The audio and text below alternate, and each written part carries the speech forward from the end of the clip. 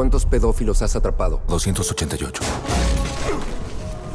¿Cuántos niños has encontrado?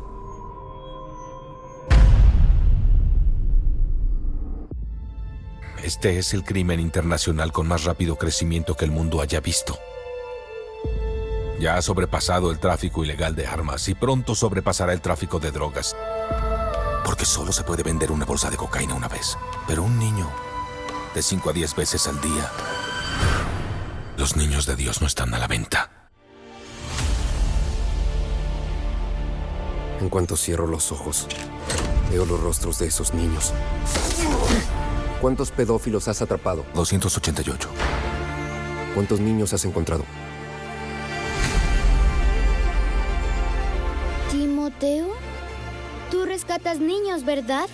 Quizá puedas ayudarme a encontrarla. Te lo prometo. Somos de Seguridad Nacional. Sabes que no es nuestro trabajo ir a rescatar niños hondureños en Colombia. Si no hacemos nada, será una pesadilla. Imagina entrar a su habitación ahora mismo y ver su cama vacía. ¿Qué haríamos?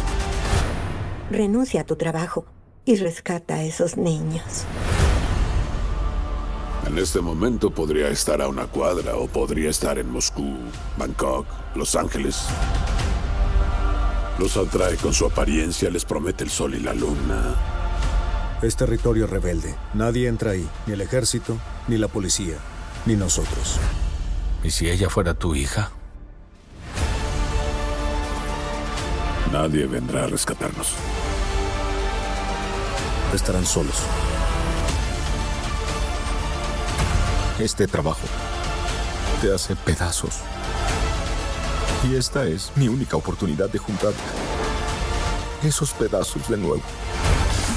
Cuando Dios te dice lo que tienes que hacer,